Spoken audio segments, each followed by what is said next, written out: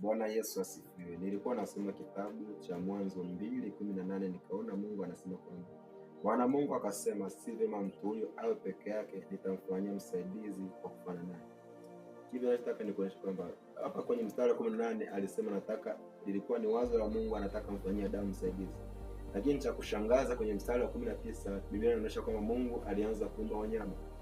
Kipi ni tafsiri pesa? Alafu kwenye mstari wa 20 ndipo Adamu anaanza kuwapa wale wanyama walioomba Mungu majina.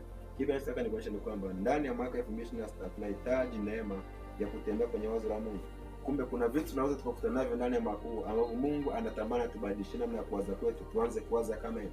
Kwa kitendo Adamu alivyoletea wanyama akawaita majina, aliona wote wapo wawili.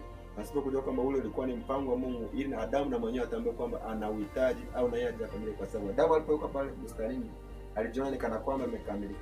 Lakini Biblia inaonyesha kwamba Mungu akawaza kivya, akasema huyu mtu nifanyie mtu kusaidia naye. Lakini hakumwambia Adamu. Adamu alipoletea nyama kuwapa wale majina ndipo anagundua kwamba mbona kama wapo wawili alafu mimi sina mwenzi wangu. Kumbe ule kutengenezwa nyama ulikuwa ni mpango kazi wa Mungu ili Adamu aweze kutambua wazo la Mungu. Na ukisoma kwenye Biblia kwamba kule kwenye Mathayo 16 kule kuna sehemu Yesu anawaeleza kwamba rudi nyuma yangu ewe shetani, kwa sababu huyawaza yale Mungu. Kumbe ndani ya mwaka huu tunahitaji neema ya kutambua mawazo ya Mungu, yaani kila ambacho Mungu anawaza juu yako na wewe kiwaze pia. Huu ni mwaka wa utukufu au ni mwaka ambao Mungu anatamani kufanya makubwa kukutea, lakini huwezi kufanya makubwa kuliko wengine, huwezi kufanya makubwa kama vile Mungu anakusudia kwa kutumia akili zako au fahamu zako. Unahitaji neema ya Mungu ikusaidie uwaze sawa sawa au ufikiri sawa sawa na Mungu anavyowaza.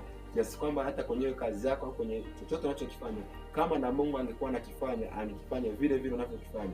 Ni ombi langu kwa Mungu upewe neema au Mungu akupe neema ya kuyatambua mawazo yake ndani ya mwaka 20